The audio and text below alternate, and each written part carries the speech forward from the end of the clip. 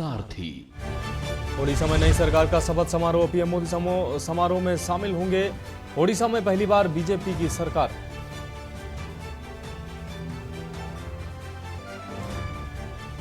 आंध्र प्रदेश में आज चंद्रबाबू नायडू लेंगे सीएम पद की शपथ। शपथ समारोह की सभी तैयारियां पूरी। नड्डा अमित शाह भी समारोह में शामिल होने पहुंचे। जम्मू के रियासी और कठुआ के बाद डोडा में आतंकी हमला। सेना के बेस पर गोलीबारी, एक आतंकी ढेर। रियासी आतंकी हमले में आतंकी का स्केच जारी। हरदोई में भीषण सड़क हादसे में 8 लोगों की मौत। बालू लदे ट्रक ने सड़क किनारे सो रहे 8 लोगों को रौंदा। मल्लावा कटरा बिल्हौर हाईवे पर हादसा। दिल्ली के कई इलाकों में पीने के पानी का संकट बढ़ा। दिल्ली के अतिरिक्त जल आपूर्ति मामले पर आज सुप्रीम कोर्ट में सुनवाई। पानी के लिए तरस रहे लोग। और लेफ्टिनेंट जनरल उपेंद्र द्विवेदी होंगे भारत के अगले सेनाध्यक्ष। 30 जून को रिटायर होंगे जनरल मनोज पांडे। जनरल द्विवेदी 30 जून को दोपहर में ग्रहण करेंगे कार्यभार। खबरों का सारथी। नमस्कार, देश की बात में आपका स्वागत है। मैं हूं मनोज मानस और अब खबरें विस्तार से। अहम खबर से बुलेटिन की शुरुआत करते हैं हरदोई से। अहम खबर सामने आ रही उत्तर प्रदेश के हरदोई में भीषण सड़क हादसा हुआ है। आपको बता दें 8 लोगों की हादसे में मौत हुई है। आपको बता दें बालू लदे ट्रक ने 8 लोगों को कुचला है और उसके बाद ट्रक पलटा है। मल्लावा कटरा बिल्हौर हाईवे पर चुंगी नंबर 2 पर यह बड़ा हादसा हुआ है। मृतकों में मासूम बच्चे भी शामिल हैं। डीएम एसपी भी मौके पर पहुंचे हैं। इस घटना के बाद कोहराम मच गया। आपको बता दें देर रात की यह घटना है जहां सड़क किनारे सो रहे 8 लोगों को बालू से लदे ट्रक ने कुचला है और उसके बाद ट्रक पलटा है। एक ही परिवार के 8 लोगों को ट्रक ने रौंदा है। एक ही परिवार के 8 लोगों की मौत से परिवार में कोहराम मच गया। बालू लदे ट्रक ने सड़क किनारे सो रहे लोगों को रौंदा है।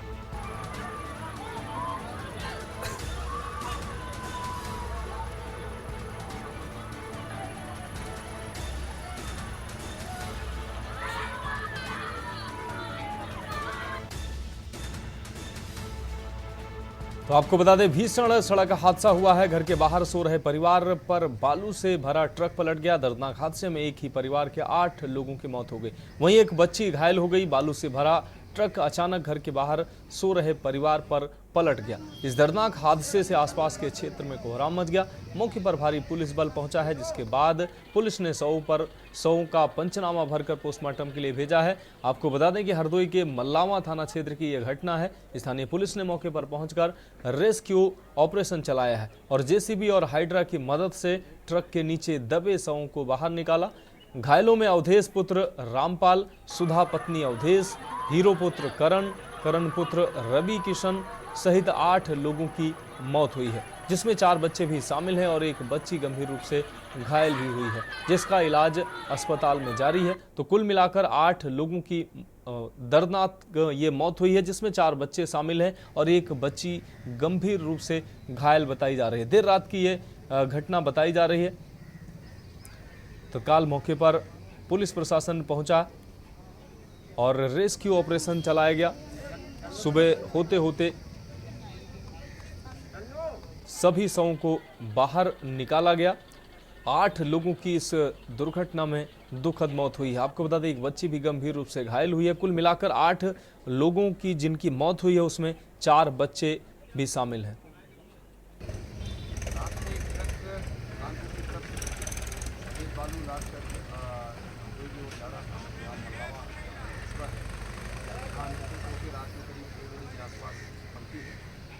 और सड़क के किनारे कुछ लोग सो रहे थे, जिसमें ट्रक पलटने के बाद 8 लोगों की डेथ हुई है और एक छोटी सी बच्ची घायल हुई है।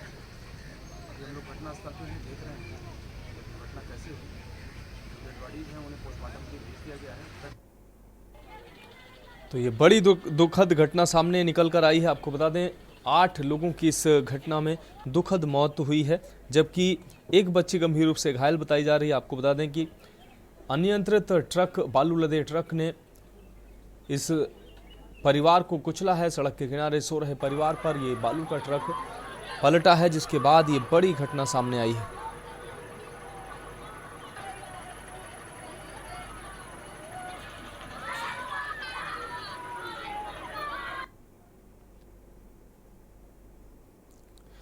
तो इस वक्त ये अहम खबर हरदोई से आपको दिखा रहे हैं। घर के बाहर सो रहे परिवार पर बालू से लदा ट्रक पलटा है और इस खबर पर हमारे साथ ज़्यादा जानकारी के लिए आलोक मिश्रा हमारे संवाददाता लाइव हमारे साथ जुड़ गए हैं।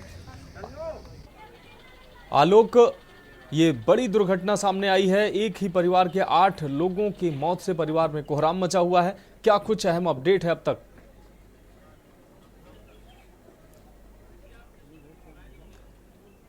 आलोक, अनम्यूट करिए अपने आप को। जो रात को 1 बजे वो घटना हुई है जी। बहुत ही हृदय विदारक घटना है। इसमें अब तक जो है 8 लोगों की मौत हो गई है और ये जो लोग थे ये नट समुदाय के थे जो कि सड़क किनारे झुग्गी झोपड़ी बनाकर रहते थे। इनको अंदेशा भी नहीं था कि रात में हम सो रहे हैं, खाना खाने के बाद में क्या मौत इस तरह आएगी और हम लोग इन लोगों को मौत गले लगा लेगी। तो ये बहुत ही बड़ी घटना है। इसमें ये इस तरह की घटनाएं ज्यादातर हो रही हैं कि रात में जो ओवरलोडेड ट्रक चलते हैं बालू के और वो अनियंत्रित होकर कहीं ना कहीं इस तरह की घटनाओं को अंजाम देते हैं। आलोक, सभी मृतकों के शव बाहर निकाले जा चुके हैं और घायल जो बच्ची बताई जा रही है उसकी अभी स्थिति कैसी है? सभी मृतकों का सब निकाले जा चुके हैं। उनका पंचनामा भरकर पोस्टमार्टम भेजा जा चुका है। स्थानीय पुलिस मौके पर पहुंच गई थी और एक बच्ची है जिसकी हालत स्थिर है, बहुत ज्यादा गंभीर नहीं है और वो घायल है। वो एक ही मात्र बच्ची है जो बच पाई है परिवार में। आलोक, प्रशासन की तरफ से अब आगे की कार्रवाई किस तरीके की कार्रवाई की जा रही है?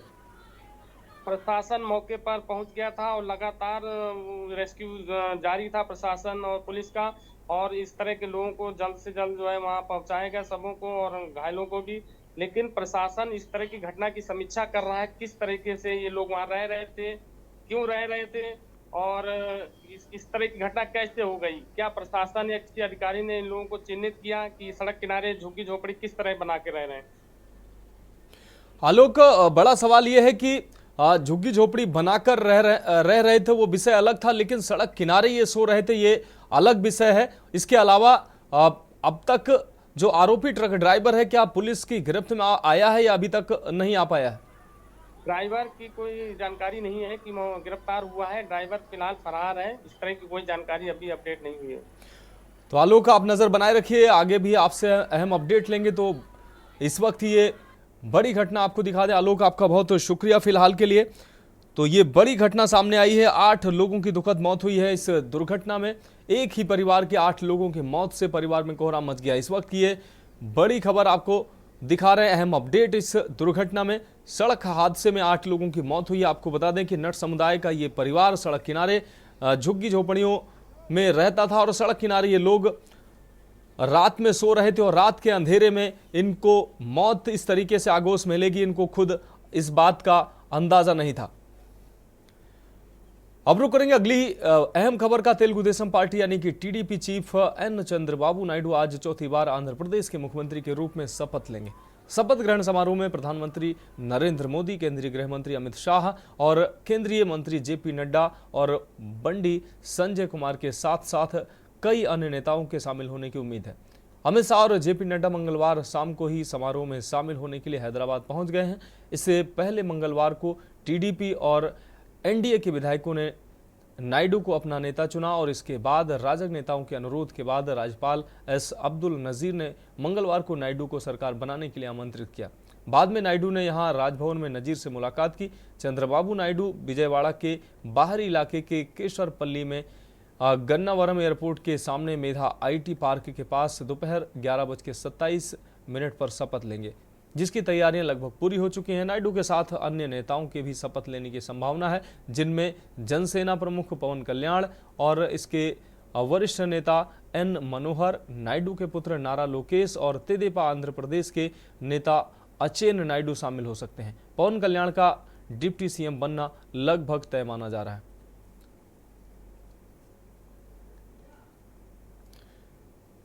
तो नायडू आज चौथी बार सीएम पद की शपथ लेंगे और शपथ ग्रहण की लगभग सभी तैयारियां पूरी हो चुकी हैं। बीजेपी नेता अमित शाह और जेपी नड्डा कल ही इस कार्यक्रम में शामिल होने के लिए पहुंच चुके हैं। वहीं आज बताया जा रहा है कि प्रधानमंत्री भी इस कार्यक्रम में शामिल होंगे। एनडीए के अन्य घटक दलों के नेता भी इस कार्यक्रम में शामिल हो सकते हैं। तो चंद्रबाबू नायडू बुधवार को चौथी बार आंध्र प्रदेश के सीएम पद की शपथ लेंगे। समारोह में प्रधानमंत्री भी मौजूद रहेंगे। आंध्र प्रदेश में हुए विधानसभा चुनाव के दौरान 175 सीटों में से 135 सीटें जीतकर चंद्रबाबू नायडू के नेतृत्व वाली तेलुगु देशम पार्टी सबसे बड़ी पार्टी बनी थी। तो आज चंद्रबाबू नायडू आंध्र प्रदेश के मुख्यमंत्री पद की शपथ लेंगे। मंगलवार यानी कि कल टीडीपी और एनडीए ने नायडू को अपने विधायक दल का नेता चुना और वह चौथी बार आंध्र प्रदेश के सीएम पद की शपथ लेने जा रहे हैं। अखिलेश सिंह हमारे विशेष संवाददाता हमारे साथ जुड़ गए हैं। अखिलेश जी, चौथी बार चंद्रबाबू नायडू आंध्र प्रदेश के सीएम बनने जा रहे हैं और शपथ ग्रहण की लगभग पूरी तैयारियां हो चुकी हैं। प्रधानमंत्री के साथ गृह मंत्री अमित शाह, जेपी नड्डा और एनडीए घटक दलों के नेता भी इस कार्यक्रम में उनके शामिल होने की बात सामने आ रही है। क्या कुछ अहम अपडेट अब तक है? बिल्कुल, आपको बता दें कि आज दो राज्यों का दो राज्यों पर शपथ ग्रहण समारोह है।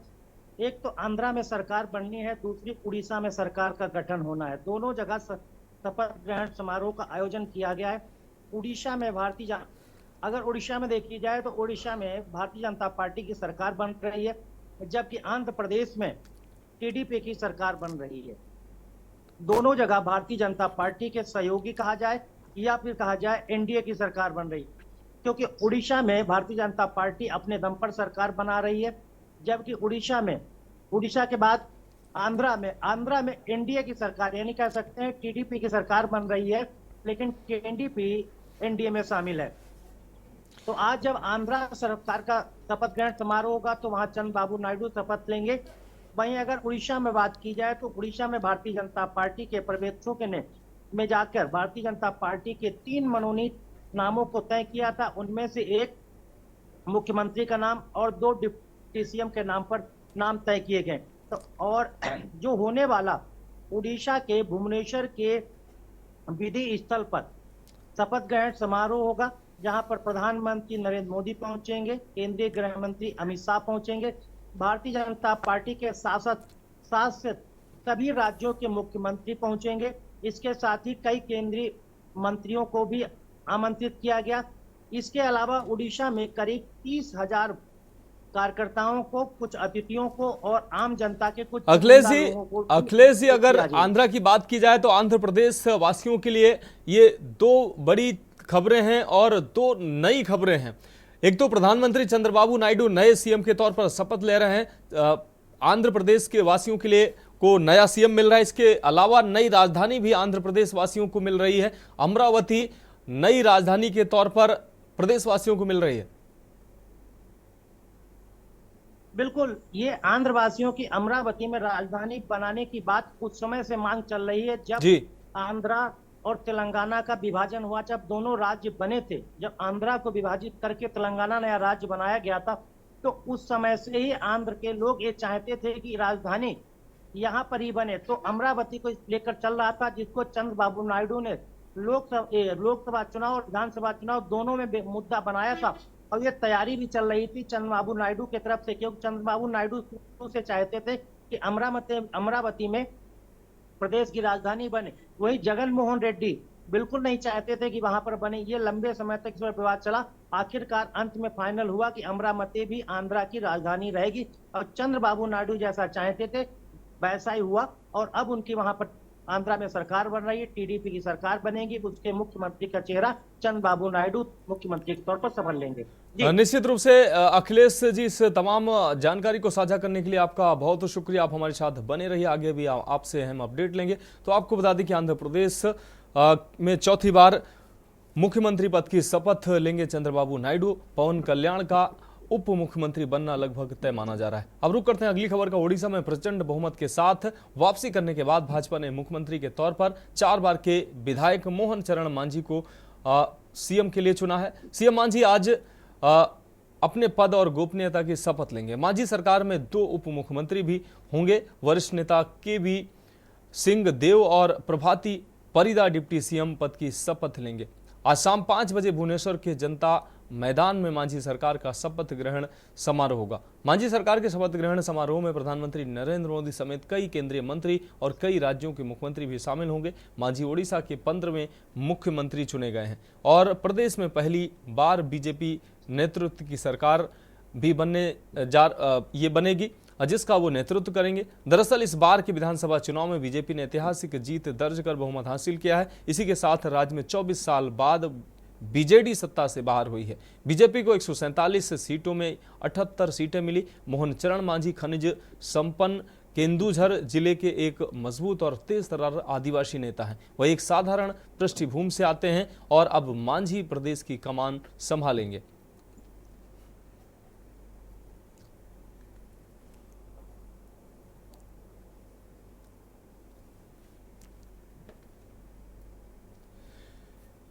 तो ओडिशा में भी शपथ ग्रहण की तैयारियां लगभग पूरी हो चुकी हैं।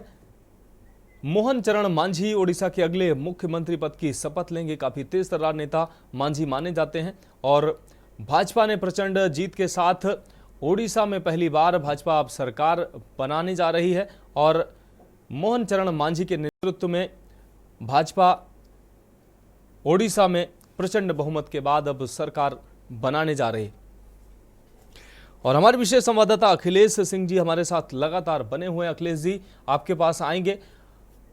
उड़ीसा में भाजपा ने प्रचंड जीत दर्ज की और पहली बार उड़ीसा में कमल बहुमत के साथ खिला और अब भाजपा सरकार बनाने जा रही है। बिल्कुल, उड़ीसा में भारतीय जनता पार्टी लंबे समय से संघर्ष कर रही थी। भारतीय जनता पार्टी जिस उम्मीद को जीत के साथ वहां पर लगी हुई थी, वो उसको जीत अब तक नहीं मिल पाई। लेकिन 2024 के विधानसभा चुनाव में भारतीय जनता पार्टी को जो उड़ीसा में उम्मीद के साथ चुनाव में और जोर शोर से उतरे थे, उसी के मुताबिक उनको पूर्ण बहुमत की सरकार भारतीय जनता पार्टी बनाने जा रही है। जिस प्रकार भारतीय जनता पार्टी ने राजनाथ सिंह और भूपेंद्र यादव को पर्यटक और उड़ीसा भेजा था, वहां पर विधायक दल के नेता के तौर पर मोहन चरण मांझी को चुना गया, जो मुख्यमंत्री का चेहरा होंगे और आज शाम 4:45 पर मुख्यमंत्री के तौर पर शपथ लेंगे। इसके साथ ही वहां पर 2 डिप्टी सीएम को भी चुना गया है। इसमें एक केवी सिंह देव और दूसरे प्रभाती परिदा नाम है, जो वही आदिवासी समाज से वो भी महिला आती हैं। तो इस तरह से आप देखिए कि यहाँ पर संतुलन बनाया गया है कि एक मांझी समाज से आदिवासी समाज से आने वाले मांझी जी को भी वहां बनाया गया है और जो 4 बार के विधायक हैं, उधर से 4 विधायक चुने गए हैं और पुराने नेता कहा जाता है, वरिष्ठ नेताओं में उड़ीसा में गिना जाता है, अनुभवी नेताओं को तो कहा जाता है और कहा जाता है कि वो उड़ीसा का नेतृत्व किया है। तो इन तमाम चीजों के मद्देनजर भारतीय जनता पार्टी ने उनके अनुभव को देखकर के लिए उनको चुना और विधायक का नेता चुने गए, जो आज मुख्यमंत्री पद की शपथ लेंगे। इसके साथ ही केवी देव सिंह है, उनके लिए और दूसरा प्रभाती परिदा जो मुख्यमंत्री उप मुख्यमंत्री के तौर पर चुनी गई हैं। तो इस लिहाज से देखा जाए और आज उड़ीसा के भुवनेश्वर के विधि शपथ ग्रहण समारोह होगा। प्रधानमंत्री नरेंद्र मोदी, केंद्रीय गृह मंत्री अमित शाह, इसके साथ ही भाजपा जिन राज्यों में राज्य सरकारें हैं उनके मुख्यमंत्री वहां पर अतिथि के तौर पर शामिल होंगे। इसके बाद कई मंत्रियों को भी आमंत्रित किया है। इसके अलावा हम आपको बता देते कि 30,000 लोगों की भीड़ वहां मौजूद रहने वाली, इसमें कुछ विशेष समुदाय से आने वाले लोग हैं, कुछ विशेष कलाकार हैं। कुल मिला के उड़ीसा का पूरी तरह से पंडे बिठाने के लिए हर तरह के लोगों को वहां शपथ ग्रहण समारोह में बुलाया गया है और इसमें 30,000 के आसपास बैठ रहा है। तो विधि स्थल पर होने वाले शपथ ग्रहण समारोह में देखने को मिलेगा, जहां पर उड़ीसा के सब रंग भी दिखाई देंगे। निश्चित रूप से अखिलेश जी, आपका बहुत शुक्रिया इस तमाम जानकारी को साझा करने के लिए। आप हमारे साथ बने रहिए। तो उड़ीसा में भाजपा ने परचम लहराया है और अब शपथ ग्रहण की बारी है। पूरी तैयारियां हो चुकी हैं। आज चरण मांझी मुख्यमंत्री पद की शपथ लेंगे और उड़ीसा में बीजेपी का नेतृत्व करेंगे।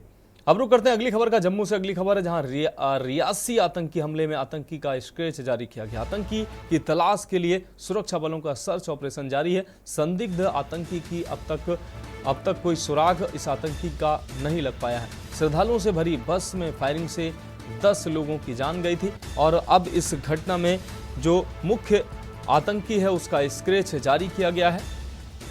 श्रद्धालुओं से भरी बस में फायरिंग से 10 लोगों की जान गई थी।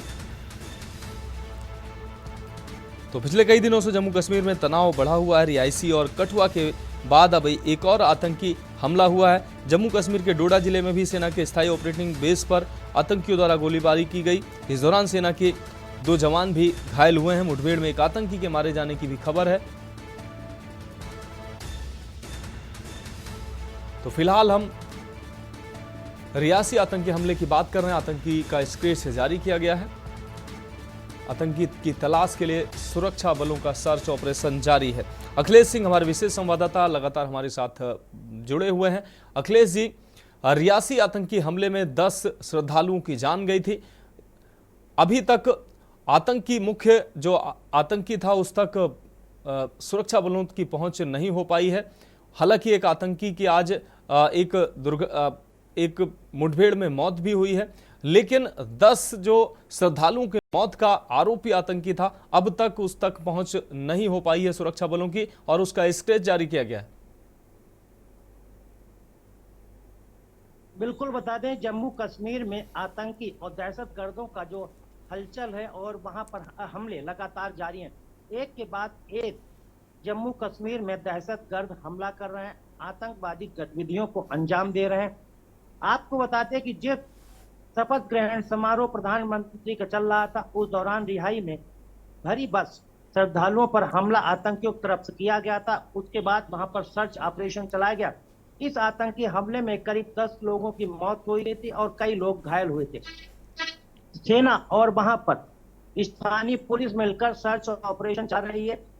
यहां तक भी सर्च ऑपरेशन के दौरान अभी तक सुरक्षा बलों को कोई बड़ी कामयाबी नहीं मिली है, लेकिन अब संदिग्ध जो आतंकी हमले में शामिल थे उनके स्केच सुरक्षा बलों की तरफ से जारी किए गए ताकि इसको पहचाना जा सके, कहीं छिपे हो तो उसकी सूचना मिल सके और सर्च ऑपरेशन में उनको मार गिराया जाए।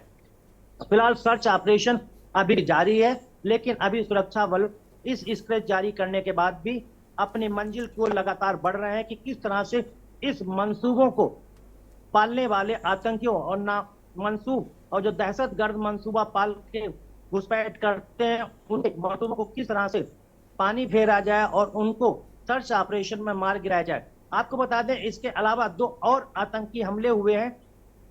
देर रात अगर बात की जाए तो कठुआ और डोडा में, जम्मू कश्मीर के कठुआ इलाके में और डोडा इलाके में भी 2 आतंकी हमले हुए हैं। इनमें सुरक्षा बलों ने जवाबी कार्रवाई करते हुए एक आतंकी को मार गिराया है। ये आतंकी पाकिस्तान के बताया जा रहा है और इस हमले की जो कठुआ और डोडा जो हमले हुए इसकी जिम्मेदारी कश्मीर टाइगर नाम के आतंकी संगठन लिए।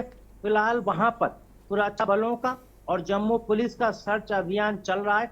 लगातार सर्च अभियान में सुरक्षा बल जंगलों में भागे आतंकियों की तलाश रहे हैं और अब ये देखना होगा कि सर्च ऑपरेशन में जो दहशतगर्द लोगों को निशाना बनाकर भागे हैं, इस आतंकी हमले में 4-5 जवान घायल हुए और एक स्थानीय युवक भी घायल हुआ है। इसके अलावा सुरक्षा बलों ने एक आतंकी को मौके पर ही मार गिराया था। निश्चित रूप से अखिलेश जी, इस तमाम जानकारी के लिए आपका बहुत शुक्रिया। इस जानकारी को साझा करने के लिए आप हमारे साथ बने रहिए। आगे भी हम अपडेट लेंगे। तो आपको बता दें कि जम्मू कश्मीर पुलिस ने मंगलवार को जम्मू कश्मीर के रियासी जिले के पौनी इलाके में बस पर हुए हालिया हमले में शामिल किसी भी आतंकी को ठिकाने के बारे में अभी कोई जानकारी देने से मना कर दिया। आपको बता दें कि 20 लाख रुपए का इनाम भी इस आतंकी पर घोषित किया गया है, स्केच जारी किया गया है और सुरक्षा बलों का सर्च ऑपरेशन जारी है। अब रुक करते हैं अगली खबर का। दिल्ली से अहम खबर है, जहां राजधानी में पीने के पानी का संकट लगातार बढ़ा हुआ है। बूंद बूंद पानी को लेकर दिल्ली वासी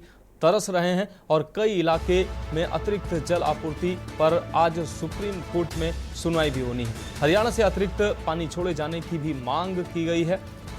तो लगातार अब दिल्ली वासी पानी की कमी से जूझ रहे हैं और अब ये मामला लगातार राजनीतिक रूप भी धारण करता नजर आ रहा है।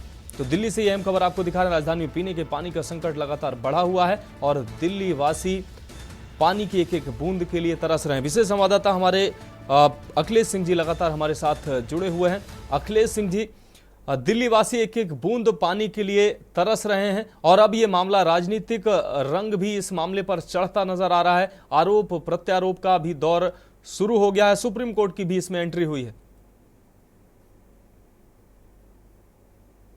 बिल्कुल, दिल्ली में पानी की किल्लत तो दूर होने का नाम नहीं ले रही है, लेकिन सियासी दांवपेच भी कम नहीं हो रहे हैं। चाहे आम आदमी पार्टी की तरफ से पानी की किल्लत को लेकर भाजपा और भाजपा की सरकारों को घेरने को लेकर लगातार नेताओं के बयान आ रहे हैं और वहीं अब भारतीय जनता पार्टी ने पानी को लेकर पलटवार करना शुरू कर दिया। आपको बता दूं, कल भारतीय जनता पार्टी के दिल्ली के प्रदेश अध्यक्ष सचदेवा ने कहा था कि हरियाणा के द्वारा पानी छोड़ा जा रहा है और पानी यहाँ पर आ भी रहा है, लेकिन दिल्ली सरकार जो पानी को लेकर रास्ते में कैंटरों से चोरी किया जा रहा है, जिसके वजह से दिल्ली तक पहुंचता सड़क तक पानी हो जाता है।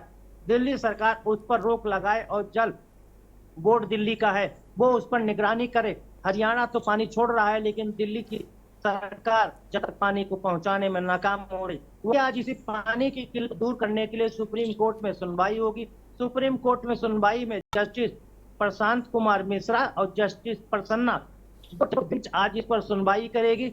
आम आदमी पार्टी की तरफ से और दिल्ली सरकार की तरफ से, दिल्ली जल बोर्ड की तरफ से पानी के लिए सुप्रीम कोर्ट का रुख किया गया है। सुप्रीम कोर्ट में दिल्ली सरकार के मंत्री आतिशी अपने वकील और सरकार की तरफ से वकील है जो कोर्ट में पहुंचेंगे और फिर दलीलों के साथ कहेंगे दिल्ली सरकार को जो पानी चाहिए, दिल्ली की जनता को सरकार जितना पानी देना चाहती है, दिल्ली की जनता को जितना पानी की जरूरत है, मैं बता दूं दिल्ली को लगभग 124 लाख गैलन पानी की जरूरत है, लेकिन वही 98 लाख गैलन, करोड़ गैलन पानी की अभी आवश्यकता पड़ रही है। मतलब 1,24,00,000 करोड़ गैलन की पानी की आवश्यकता प्रतिदिन दिल्ली को होती है और इस समय दिल्ली के पास दिल्ली वासियों को पानी देने के लिए करीब 96-97 करोड़ गैलन ही पानी उपलब्ध है। फिलहाल इस चर्चा सुप्रीम कोर्ट में सरकार अपना पक्ष रखेगी। अब ये देखना होगा कि जब सुप्रीम कोर्ट में सुनवाई होगी तो सुनवाई के दौरान क्या कड़े लहजे में हरियाणा और उत्तर प्रदेश सरकार को निर्देश देती है कि अब तक आप पानी छोड़ रहे हैं उस पानी में आंकड़ा बढ़ाया जाए, यानी पानी की मात्रा और ज्यादा की जाए ताकि दिल्ली की प्यास को बुझाया जा सके। और जो दिल्ली सरकार पर तनाव लगातार बना हुआ है, दिल्ली की जनता का दबाव बना हुआ है, वो भी कम तो देखना होगा कि सुप्रीम कोर्ट आज की सुनवाई में क्या राहत दिल्ली वासियों को देती है, दिल्ली सरकार को देती है और उत्तर प्रदेश और हरियाणा सरकार को क्या कड़ा निर्देश देती है और इलाकों के लिए पानी छोड़ा जाए। जी निश्चित रूप से अखिलेश जी, इस तमाम जानकारी को साझा करने के लिए आपका बहुत शुक्रिया। आप हमारे साथ बने रहिए, आगे भी हम आपसे अहम अपडेट लेंगे। तो आपको बता दें, दिल्ली में जल संकट लगातार बना हुआ है, वहीं हरियाणा और दिल्ली के बीच, दोनों राज्य सरकारों के बीच जुबानी वार भी लगातार जारी है। दिल्ली के जो मंत्री हैं वो आरोप लगा रहे हैं कि हरियाणा पानी नहीं छोड़ रहा है और हरियाणा की तरफ से ये कहा जा रहा है कि पानी तो छोड़ा जा रहा है लेकिन दिल्ली के जो अधिकारी हैं, मंत्री हैं, वो सप्लाई नहीं दे पा रहे हैं। तो फिलहाल यहाँ एक ब्रेक के लिए रुकेंगे, जल्द हाजिर होंगे। ब्रेक के बाद देश की बात में एक बार फिर से आपका स्वागत है। अब रुक करते हैं खबरों का। इस बीच अमरोहा से बड़ी खबर सामने आ रही है। मृतक बच्चे के परिवार व नानी मामी में मारपीट हुई है।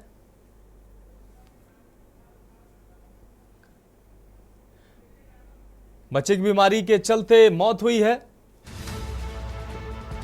बच्चे के शव को देखने आए थे रिश्तेदार।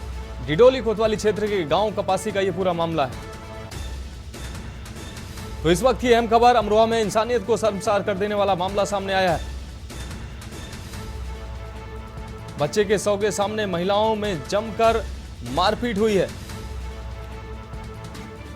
मारपीट का लाइव वीडियो सोशल मीडिया पर वायरल हो रहा है। मृतक बच्चे के परिवार व नानी मामी में मारपीट हुई है। मृतक बच्चे के परिवार व नानी मामी में बच्चे के शव के सामने ही मारपीट शुरू हो गई। बच्चे की बीमारी के चलते हुई थी मौत।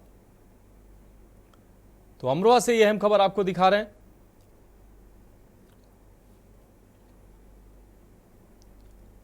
तस्वीरें साफ तौर से आप देख सकते हैं, बच्चे के शव के सामने ही परिजनों और रिश्तेदारों के बीच मारपीट शुरू हो गई। तो इंसानियत को शर्मसार करने वाली यह घटना, जहां बच्चे के शव के सामने ही महिलाओं में जमकर मारपीट हुई है। तो इस दुख की घड़ी में संवेदना के बजाय मारपीट की घटना निश्चित रूप से ये शर्मसार करने वाली है।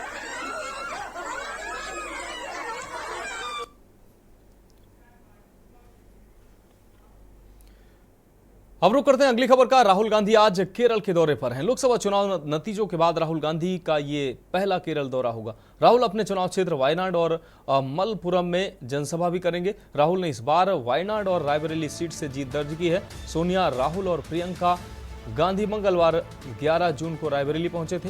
आज राहुल गांधी केरल पहुंचकर जनता का आभार जताएंगे। राहुल गांधी के वायनाड दौरे से पहले राजनीतिक गलियारों में अटकलों का बाजार तेज हो गया है। राजनीतिक गलियारों में ऐसी अटकलें लगाई जा रही हैं कि राहुल गांधी केरल की वायनाड सीट को छोड़ सकते हैं और उत्तर प्रदेश में कांग्रेस पार्टी के पारंपरिक गढ़ रायबरेली को बरकरार रख सकते हैं। मालूम हो कि राहुल गांधी को अक्सर वायनाड को अपना परिवार राहुल गांधी बताते रहे। और इस खबर पर हमारे साथ हमारे विशेष संवाददाता अखिलेश सिंह लगातार हमारे साथ बने हुए हैं। अखिलेश जी, कल रायबरेली दौरे पर अखिलेश और प्रियंका, आपको बता दें राहुल और प्रियंका पहुंचे थे और रायबरेली और अमेठी की जनता का उन्होंने आभार जताया था। और आज राहुल गांधी वायनाड जा रहे हैं। हमेशा अक्सर वायनाड की जनता को अपना परिवार कहने वाले राहुल गांधी आज वायनाड की जनता का भी आभार व्यक्त करेंगे। राहुल गांधी लोकसभा चुनाव में प्रदेश की रायबरेली सीट और केरल की वायनाड सीट दोनों जगह से चुनाव जीते हैं।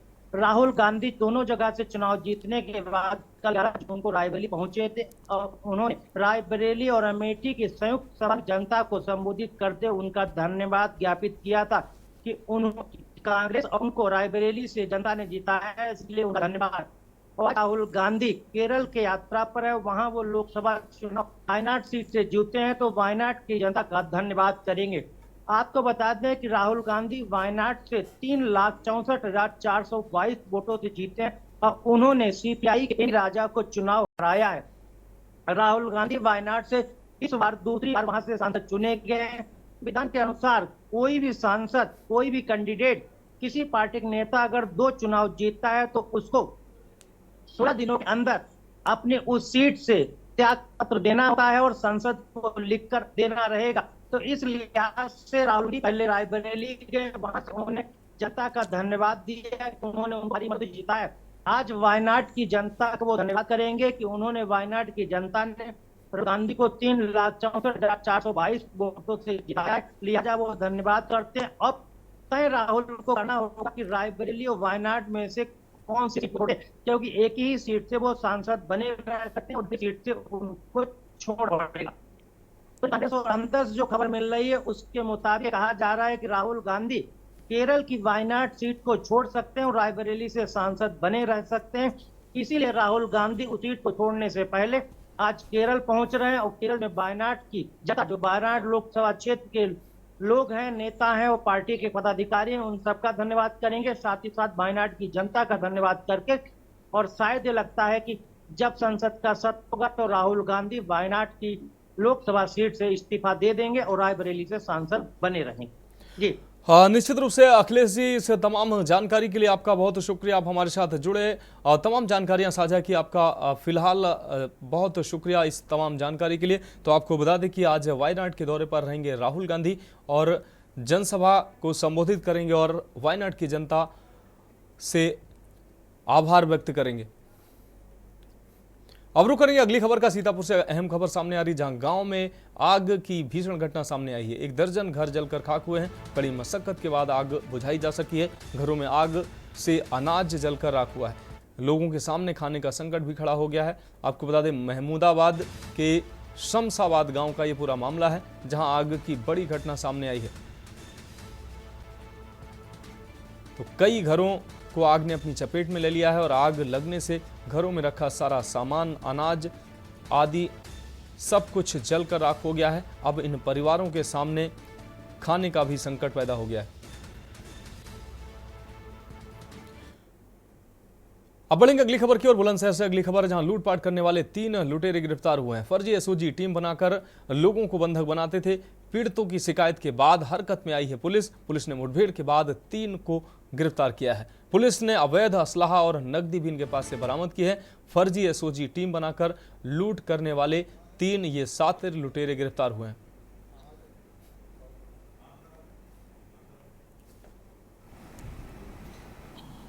थाना कोतवाली क्षेत्रांतर्गत 2 युवकों से फर्जी एसओजी टीम बनकर मारपीट कर रुपए लूटने की घटना कारित की गई थी, जिसके संबंध में थाना कोतवाली नगर पर मुकदमा अपराध संख्या 474/24 धारा 323, 342, 392, 328, 384, 504, 506 पंजीकृत किया गया। इस संबंध में थाना कोतवाली नगर की पुलिस टीम द्वारा 11/6/2024 को एक अभिसूचना के आधार पर पुलिस मुठभेड़ के उपरांत महाराणा प्रताप चौक से आगे नहर के पास से 3 अभियुक्तों को अवैध असलाहा, कारतूस, घटना में प्रयुक्त कार, एक बाइक सहित गिरफ्तार किया गया। अब बात करते हैं अगली खबर की। बुलंदशहर से अगली अहम खबर सामने आ रही है, जहां विद्युत ट्रांसफार्मर से आग की घटना सामने आई है। ट्रांसफार्मर में लगी आग से अफरा तफरी मच गई। आग से कार जलकर खाक हुई है। आसपास के लोगों ने वहां से भागकर अपनी जान बचाई है। दमकल विभाग की गाड़ियां मौके पर पहुंची और कड़ी मशक्कत के बाद आग पर काबू पाया गया। कोतवाली क्षेत्र के शांति नगर भूड़ का यह पूरा मामला है। तो यह अहम खबर, दमकल विभाग की कई गाड़ियों ने मौके पर पहुंचकर आग पर काबू पाया है। ट्रांसफार्मर में लगी आग से कार जलकर खाक हुई है। तो आसपास के लोगों ने भागकर अपनी जान बचाई है।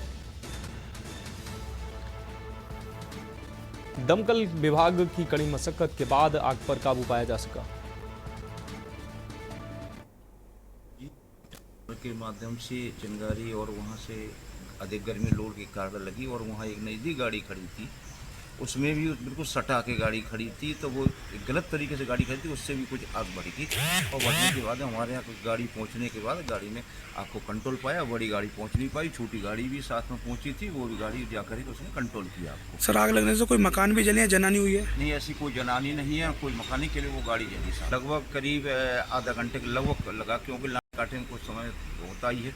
तो वहाँ से और बिजली की आग है, तो कुछ ट्रांसफार्मर को देखना है, अगर पानी डालने से ब्लास्ट न हो जाए, तो ये सब सोच करके उस पर कंट्रोल पाया गया। और अगली अहम खबर उत्तर प्रदेश के रायबरेली से है, जहां दबंगों को नहीं है पुलिस का भय। दबंगों ने दलित युवक की चप्पलों से जमकर पिटाई की है। पिटाई का वीडियो सोशल मीडिया पर वायरल हो रहा है। वायरल वीडियो का पुलिस ने संज्ञान लिया है और नसीराबाद के दयालपुर चौराहे का ये पूरा मामला बताया जा रहा है। रायबरेली से अहम खबर आपको दिखाना, दबंगों ने दलित युवक की चप्पलों से पिटाई की है। पिटाई का वीडियो सोशल मीडिया पर वायरल हो रहा है। थाना नसीराबाद का ये पूरा मामला है। वायरल वीडियो पर पुलिस ने संज्ञान लिया है और कार्रवाई शुरू की है।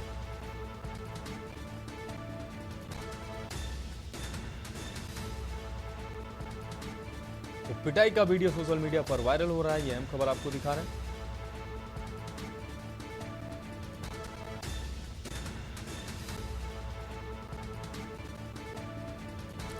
नसीराबाद के दयालपुर चौराहे का ये पूरा मामला है। रायबरेली से अहम खबर आपको दिखा रहे, दबंगों को पुलिस का भय बिल्कुल नहीं रहा। दबंगों ने दलित युवक की चप्पलों से पिटाई की।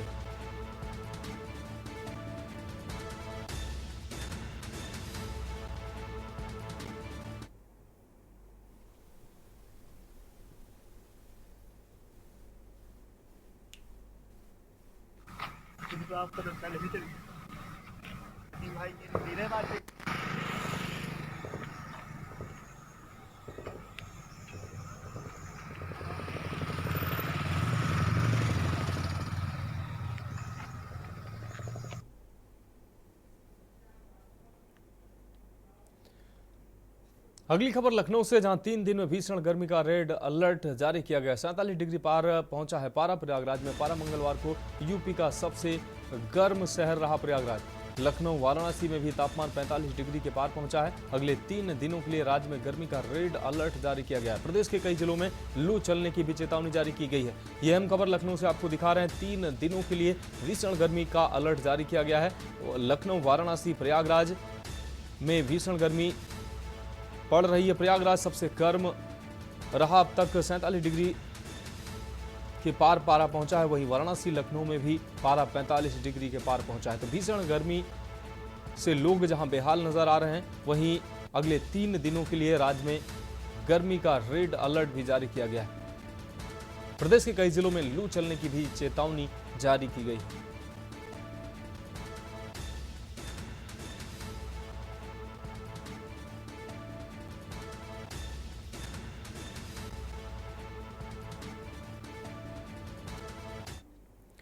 अब बढ़ेंगे अगली खबर की ओर। शामली के झिझाना थाना क्षेत्र के गांव बल्ला मजरा में एक सन की किस्म के युवक ने अपनी ही पिता की गर्दन काटकर सनसनी फैला दी है। घटना के समय पिता खेत में पानी चला रहा था। वहीं सामने ही सदाकत के बाग में इस कलयुगी बेटे ने इस जघन्य हत्याकांड को अंजाम दिया।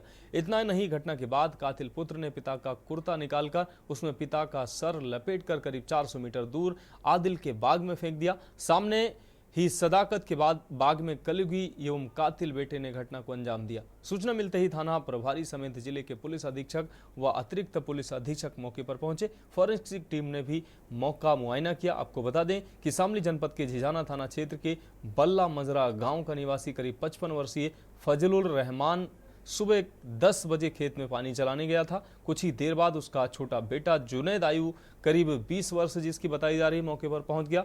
जानकारी के अनुसार पहले अपने पिता के सर पर फावड़ा मार दिया और उसके बाद जमीन पर गिरने के बाद फावड़े से ही उसकी गर्दन धड़ से अलग कर दी। कातिल बेटे की हैवानियत यहीं खत्म नहीं हुई। अब उसने अपने पिता के सारे कपड़े भी उतार कर पूरी तरह से नग्न कर दिया और उसके कपड़ों में ही सर को लपेटकर करीब 400 मीटर आगे हाजी इदरीस के खेत में फेंक दिया। प्रत्यक्षदर्शी बताते हैं इसके बाद कातिल ने आपको बता दें नहाकर कपड़े भी बदल लिए और साथियों के बीच खड़ा हो गया, जिसे बाद में पुलिस ने हिरासत में ले लिया।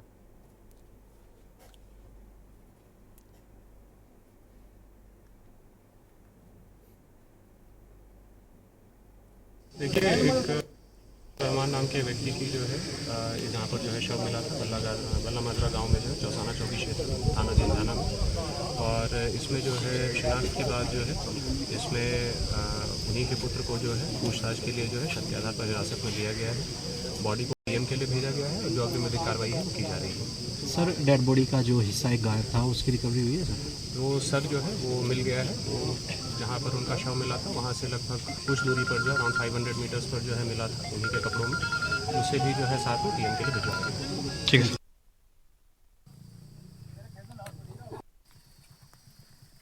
और वो कहाँ?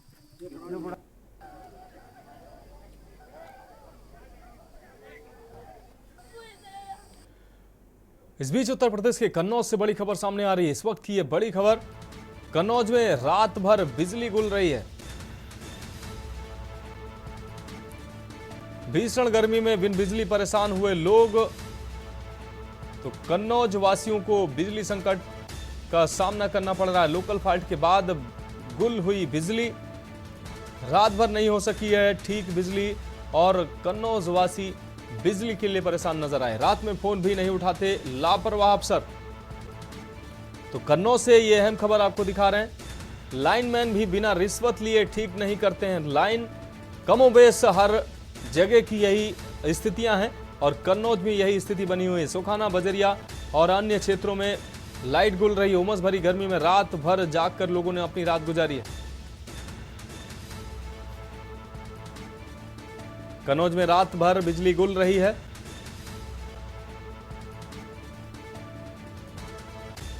भीषण गर्मी में बिन बिजली परेशान नजर आए लोग।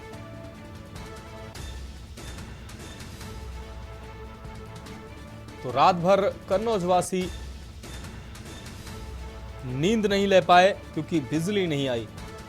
रात में फोन भी नहीं उठाते हैं लापरवाह अफसर। आपको बता दें कि लाइनमैन भी बिना रिश्वत के काम नहीं करते हैं और लाइन ठीक नहीं करते हैं।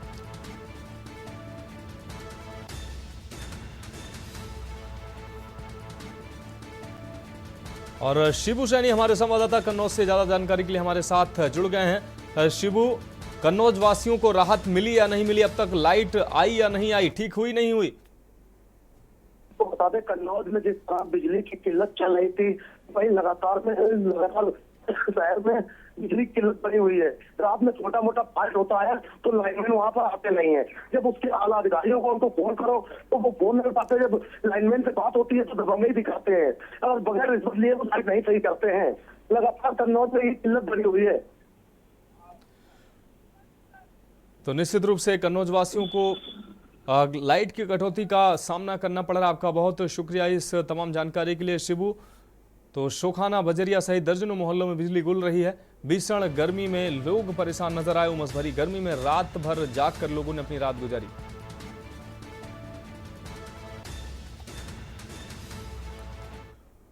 और इस बीच उत्तर प्रदेश के मऊ से बड़ी खबर निकलकर सामने आ रही है। आपको बता दें, देवर ने भाभी की हत्या की है। 25,000 के इनामी तो बदमाश मोनू साहनी ने, और उससे पहले ये अहम खबर आपको दिखा रहे हैं। 2.5 सालों से बदमाश चल रहा फरार। 25,000 का इनामी बदमाश ने सरेंडर किया है। भाभी की हत्या के मामले में यह फरार था। पुलिस के डर से गुजरात में छुपा था बदमाश। तो उसने कहा मैं सरेंडर नहीं करता तो 4 हत्याएं और कर देता। सरेंडर करने के बाद कहा कोर्ट मुझे माफी दे दे। शहर कोतवाली में तख्ती लगाकर किया सरेंडर।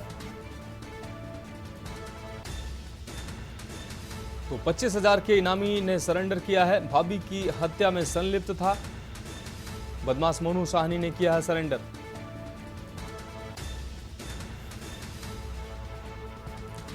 ढाई सालों से बदमाश फरार चल रहा था। भाभी की हत्या के मामले में फरार चल रहा था यह आरोपी। 25,000 का इनामी बदमाश जिसने सरेंडर किया। अब रुक करते हैं अगली खबर का। खबर नोएडा से, जहां सेक्टर 37 में देर रात एक दुकान में आग लगने से लाखों का माल जलकर खाक हो गया। नोएडा में पेट्रोल पंप के पास बनी मार्केट में देर रात्रि एक दुकान में आग लग गई। आग ने भीषण रूप धारण कर लिया। आग से दुकान में रखे कई गैस सिलेंडर भयंकर आवाज के साथ फट गए। दमकल की कई गाड़ियों ने घंटों मशक्कत के बाद आग पर काबू पाया।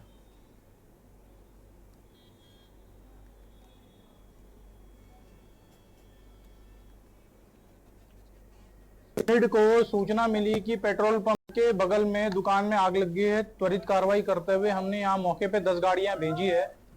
लगभग 1.5 घंटे के बाद जो है हमने आग पे काबू पाया है। आग जो है काफी बड़ी हो चुकी थी और क्योंकि ये पेट्रोल पंप के बगल में सटा हुआ था इसीलिए हमारे यहाँ आला अधिकारी भी पहुंचे हैं और सब हम लोगों ने मिलकर एक टीम की तरह एकजुट होकर आग पे काबू पाया है। अच्छी बात इसमें यह है कि कोई भी इंजरी नहीं है, कोई भी जनहानि नहीं है। आग के कारणों का हम पता कर रहे हैं। जैसे ही कारण स्पष्ट हो जाएगा जानकारी दी जाएगी। इस बीच लखनऊ से अहम खबर सामने आ रही है। यह अहम खबर लखनऊ से आपको दिखा रहे हैं।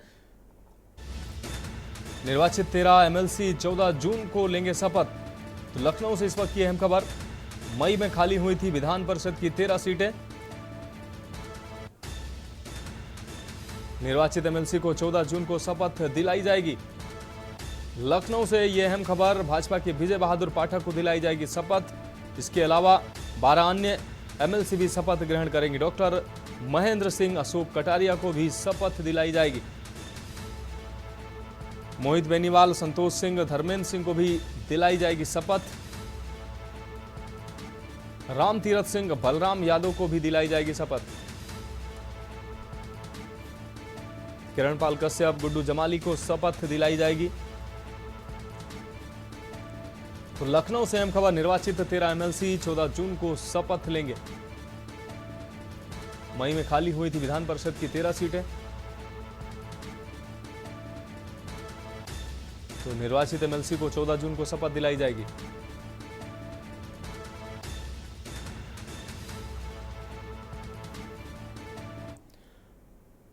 तो देश की बात में फिलहाल अभी के लिए मेरे साथ इतना ही। मुझे दीजिए इजाजत और आप देखते रहिए के न्यूज इंडिया।